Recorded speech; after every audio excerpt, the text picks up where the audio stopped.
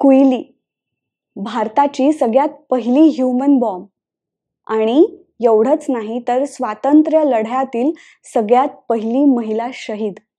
पेरियामुथन आणि राकू यांच्या पोटी कुईलीचा जन्म शिवगंगा राज्याच्या जवळ एका गावात झाला.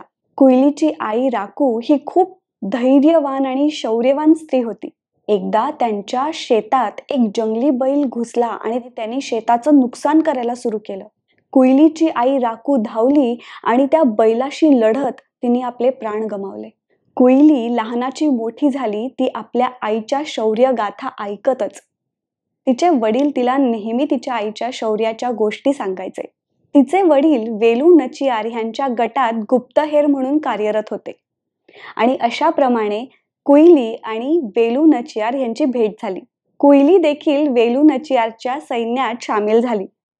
एकदाच नाही तर अनेकदा कुईलीने आपल्या जीवावर खेळून वेलू नचियारचे प्राण वाचवले होते.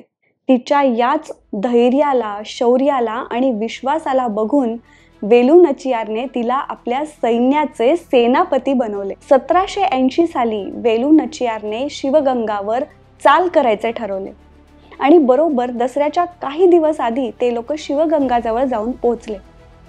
तिथे पोहोचल्यावर त्यांना ब्रिटिशांच्या शस्त्रागाराबद्दल एक खूप महत्त्वाची माहिती मिळाली आणि त्याचे ठिकाणही कळले.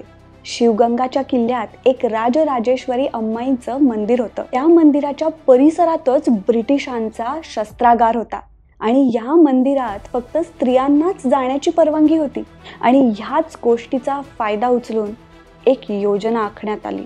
कुईली आपल्या काही स्त्री सैनिकांसोबत दसऱ्याचे औचित्य साधून हातात फुलाच्या आणि फळांच्या टोपल्यांमध्ये शस्त्र लपवून तेलाचे आणि तुपाचे मोठमोठाले दिवे घेऊन ह्या सगळ्या जणींनी त्या मंदिरात प्रवेश केला आणि योग्य वेळ साधून त्या सगळ्या स्त्री सैनिकांनी आपापल्या दिव्यांमधलं तेल आणि तूप कुईलीच्या अंगावर फेकायला सुरू केलं.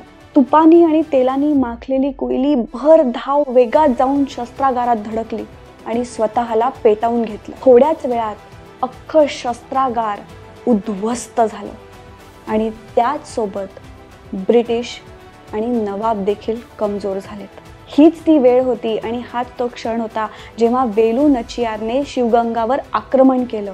ब्रिटिश निहत्ते होते. ब्रिटिशांचा पराजय झाला आणि वेलू नचियारला तिचं राज्य परत मिळालं. राज्य परत मिळाल्यानंतर वेलू नचियारने बरेच वर्ष राज्य केलं. वेलू नचियारच्या देहांतानंतर त्यांच्या मुलीने म्हणजेच वेलाचीने त्यांचा राज्यकारभार सांभाळला. तर अशी होती ह्या दोन स्त्री वीरांगनांची कहाणी. तुम्हाला कुईलीची ही शौर्यगाथा माहिती होती का? हा व्हिडिओ तुमच्या ओळखीच्या प्रत्येक स्त्रीला पाठवा आणि तिला तिच्यात असलेल्या असीम शक्तीची जाणीव करून द्या. भेटूया पुढच्या भागात अशाच एका शौर्यगाथेसोबत लवकरच.